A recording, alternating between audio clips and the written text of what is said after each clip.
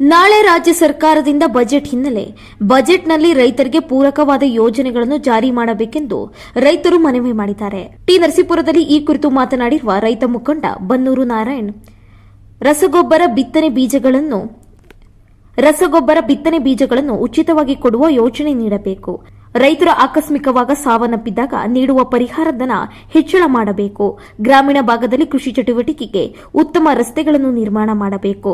ರೈತರು ಸಾಕುವ ದನ, ಹಸು, ಮೇಕೆಗಳು ಸಾವನ್ನಪ್ಪಿದಾಗ ನೀಡುವ ಪರಿಹಾರಧನ ಹೆಚ್ಚಳ ಮಾಡಬೇಕು. ರೈತರ ಅಭಿವೃದ್ಧಿಗೆ ಪೂರಕವಾದ ಬಜೆಟ್ ಅನ್ನು ಮಂಡನೆ ಮಾಡಬೇಕು ಎಂದು ಒತ್ತಾಯಿಸಿದ್ದಾರೆ.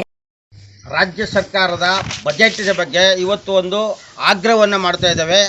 ಕರ್ನಾಟಕ ರಾಜ್ಯ ರೈತ ಸಂಘ ಮೂಲ ಸಂಘಟನೆ ಮೈಸೂರು ಜಿಲ್ಲಾ ಅಧ್ಯಕ್ಷರು ಬನ್ನೂರು ನಾರಾಯಣ್ ಹಾಗೂ ತಾಲೂಕು ಅಧ್ಯಕ್ಷರು ಟಿ ನರಸೀಪುರ ತಾಲೂಕು ಶಿವರಾಮು ಮತ್ತು ಜಿಲ್ಲಾ ಪ್ರಧಾನ ಕಾರ್ಯದರ್ಶಿ ಮೇಗಳಕೊಪ್ಪಲು ರಂಗಸ್ವಾಮಿ, ನಾವು ರೈತರ ಪರವಾಗಿ ರಾಜ್ಯ ಸರ್ಕಾರಕ್ಕೆ ಆಗ್ರಹಿಸುವುದೇನೆಂದರೆ, ಈ ಸಾರಿಯ ಬಜೆಟ್ನಲ್ಲಿ ಒಂದು ಹೊಸ ಸಂದೇಶವನ್ನು ರವಾನೆ ಮಾಡಿ ರೈತರಿಗೆ ಅನುಕೂಲ ಮಾಡಿಕೊಡ್ಬೇಕು ಅನ್ನೋದು ನಮ್ಮ ಒಂದು ಆಗ್ರಹ. ಮೊದಲನೇ ಆಗ್ರಹ, ಉಚಿತ ರಸಗೊಬ್ಬರ ಮತ್ತು ಬಿತ್ತನೆ ಬೀಜಗಳನ್ನ ಸರ್ಕಾರವೇ ಉಚಿತವಾಗಿ ಇಡೀ ರಾಜ್ಯದ ರೈತರಿಗೆ ಹಂಚಿಕೆಯನ್ನು ಮಾಡುವ ಮುಖಾಂತರ ರೈತರ ಬದುಕನ್ನು ಹಸನು ಮಾಡಬೇಕು. ಮತ್ತು ಎರಡನೇದಾಗಿ, ಜಾನುವಾರುಗಳು ಸತ್ತರೆ, ಮೇಕೆ, ಕುರಿ ಈ ಥರದಲ್ಲಿ ಏನಾದರೂ ಸತ್ತರೆ ಕನಿಷ್ಠ 10,000 ರೂಪಾಯಿ ಸಹಾಯಧನವನ್ನು ಕೊಡಬೇಕು.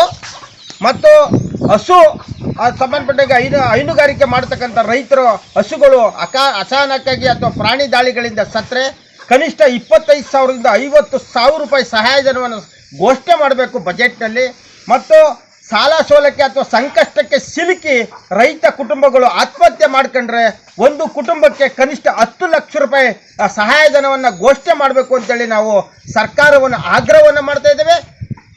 ನಾಲ್ಕನೇದಾಗಿ, ರಾಜ್ಯದ ರೈತರು ಕೃಷಿ ಉತ್ಪನ್ನ ಬೆಳೆದು ಸಾಗಾಣಿಕೆ ಮಾಡ್ತಕ್ಕಂಥ ಗ್ರಾಮೀಣ ರಸ್ತೆಗಳನ್ನ ಉನ್ನತೀಕರಣಗೊಳಿಸಿ ರೈತರ ಜಾನುವಾರುಗಳು ಮತ್ತು ಅವರ ಚಕಡಿಗಳು ಮತ್ತು ವಾಹನಗಳು ಓಡಾಡಲಿಕ್ಕೆ ಅನುಕೂಲ ಮಾಡಿಕೊಡ್ಬೇಕು. ಈ 4 ಬೇಡಿಕೆಗಳ ಜೊತೆಗೆ ಸಾಧ್ಯವಾದರೆ ಬಜೆಟ್ನಲ್ಲಿ ರೈತರ ಸಾಲ ಮನ್ನಾವನ್ನು ಮಾಡಬೇಕು ಅಂತೇಳಿ ನಾವು ಆಗ್ರಹವನ್ನು ಮಾಡ್ತಾ ಇದ್ದೇವೆ.